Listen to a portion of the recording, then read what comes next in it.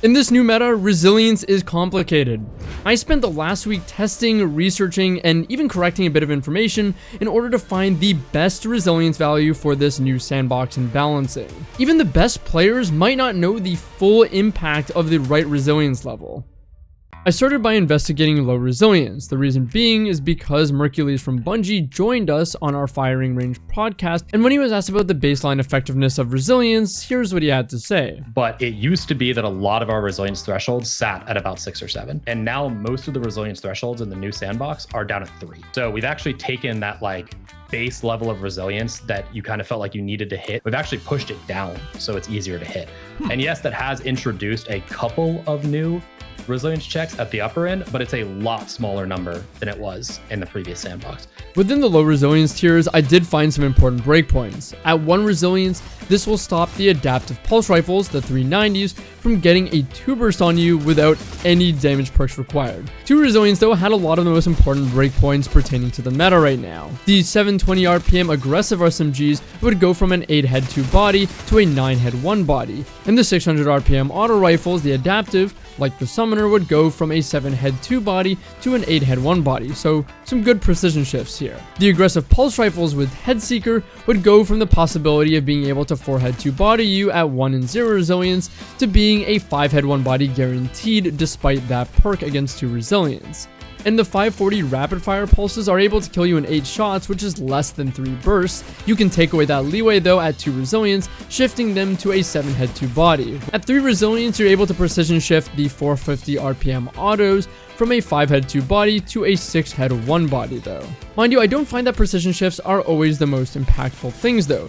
Precision shifts on things like auto rifles are a little less impactful when you know that their follow-up bullet is coming immediately in a streamline of bullets, versus precision shifts against semi-automatic or single-shot weapons could be a lot more impactful because of the pause between their shots. So while there are some really good breakpoints at low resilience, and you could actually get by decently well because of the health changes, there is a problem.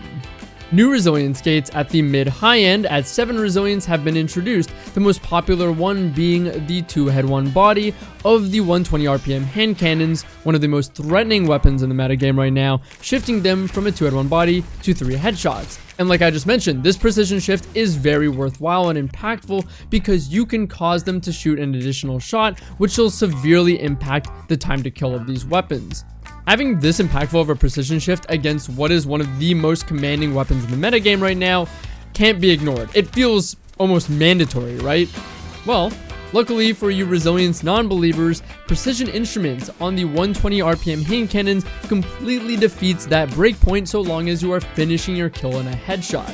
With this perk existing and nearly every top player I've seen with Igneous Hammer running it, you begin to question, why would I bother investing in the 7 resilience to begin with? Isn't just a 2 or 3 good enough? It has plenty of good breakpoints, right?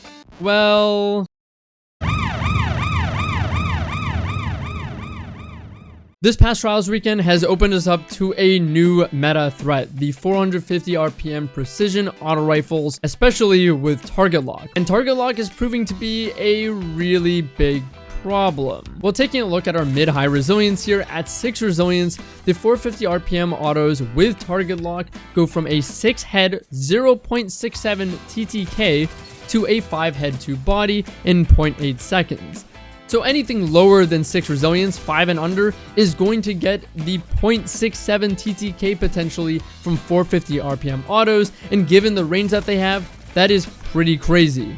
Aside from this, at 6 resilience, the 600 RPM SMGs go from a 7 head 2 body to an 8 head 1 body for a small precision shift. 7 resilience though, this is where it starts hitting really hard. Did you know that the Prosecutor and the other Trials of the 9, Prophecy reissued weapons got a new origin trait that boosts their damage on the lower half of the magazine? We call this dark mode as described in the buffs. And this allows the Prosecutor with target lock on the last 6 bullets to actually be able to get that 0.67 TTK even against 6 resilience, which I said previously stops it.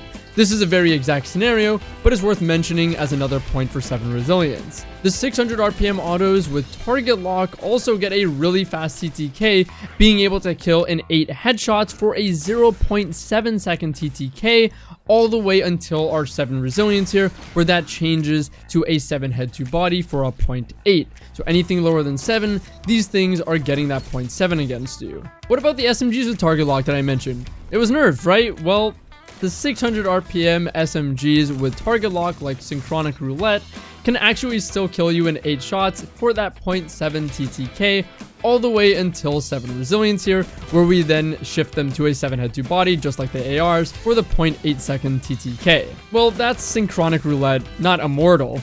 Well, bad news. The Immortal, the 720 RPM aggressive SMGs with target lock can get 9 crit kills in 0.67 seconds against up until 7 resilience. So 6 and lower, this is going to get that 0.67.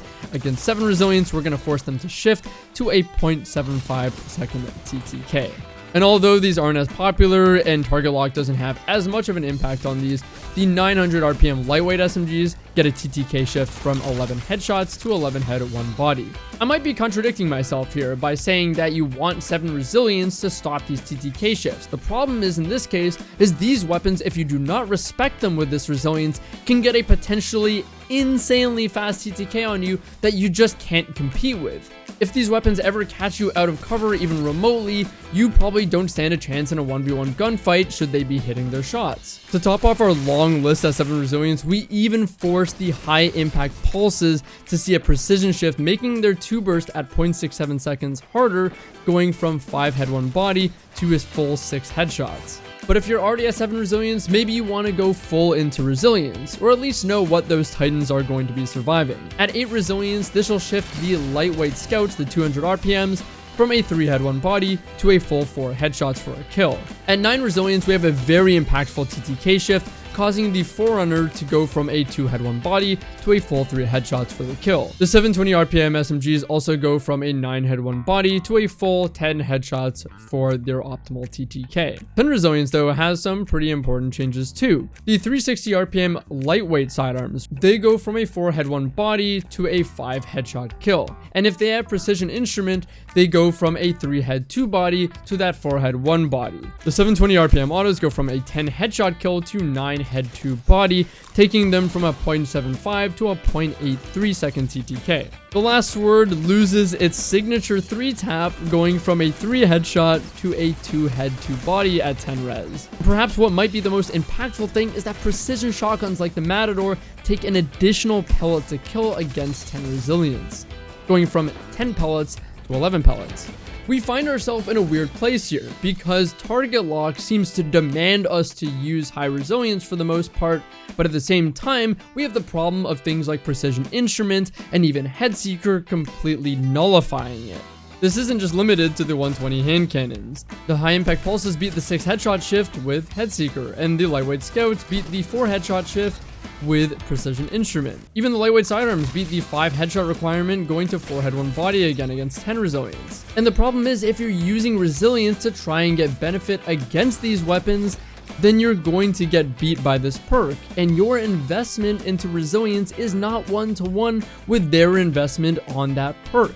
It's one single perk that has plenty of outside application regardless of the resilience you're running, versus your investment of multiple tiers of resilience, which is costing you something somewhere in your build. This is something I didn't understand of a lot of the top players, is they're all choosing 7 resilience to get around the 120s, when in reality, everyone's respecting it with precision instrument anyways, so they're not really getting benefit. If anything, it turned out to be an accident that I stumbled upon these resilience numbers because of the existence of target lock, which with all public information I looked at was listed incorrectly. So while 7 ended up being the right number anyways, it's for completely different reasons. For Warlocks and Titans though, this might still be a no-brainer. Sure, people can nullify your resilience with those perks, but there's too many benefits not to take, and considering the majority of Titan and Warlock players simply don't value mobility, well, you can just go for high resilience anyways. In fact, after this video, you might be thinking, maybe you just go 10 resilience even on Warlock. But that leaves us with the Hunter paradox. 10-7-7 is the best combination in my opinion of stats. It's the most appropriately min-maxed in every stat category, because you care about all three.